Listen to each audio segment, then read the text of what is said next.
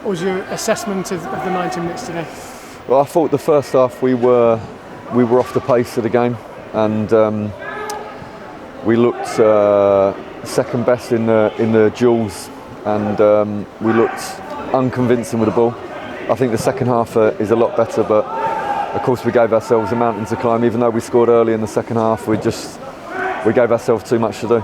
As a manager on the sideline in that first half, what were you looking at? What could you see that wasn't just quite right? We don't want to take the ball properly. The balls that are compromised, you have to assert yourself, put your body there and take the ball and take the hit sometimes. But we looked a bit shy in that way. Then I thought that we were second best in the duels when it came to the first contact, and then the second contact we looked off the pace, and so we conceded two soft goals really, and then we didn't start playing until the second half. I think we had a decent spell when we went 1-0 down, and I thought we maybe get a foothold in the game, but no, again then we lost possession deep and without looking convincing. It was too easy. Didn't react well to the turnover, and 2-0 down. It's just very, very disappointing. Yeah, because both goals are probably from identical positions, aren't they, in terms of where the boys stuck it in, and that must be frustrating that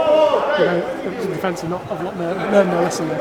Yeah, and it's a turnover in the middle of the pitch on both occasions, and you don't have so much time to get organised. But that's because, like I said, we were off the pace. We were off the pace with the ball, and we were off the pace without the ball, and so we're second to everything, and the other team was sharper than us, and that's really disappointing. You made 2 changes at the break, and it obviously livened everything up. I mean, you got a goal inside the first sort of 5 minutes, and both Leonard and Frith were dangerous in that second half. That's right, yeah, and I think we've seen the group has raised the bar in terms of energy and assertiveness, I would say, and so we have to maintain that as a bare minimum.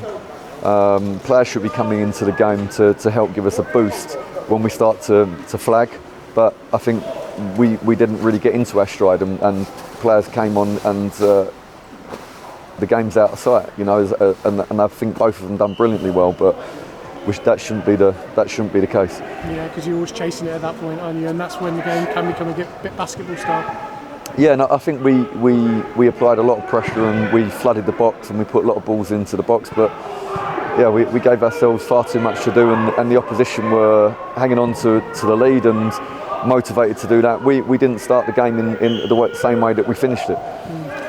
In terms of these last 2 games, you're always learning as a manager, aren't you, in terms of how they deal with certain situations, because football's not all it's not all light, is it? It's not all going to go your way. I suppose you'll assess these 2 performances and know a little bit more about the group than probably you did when you were winning games.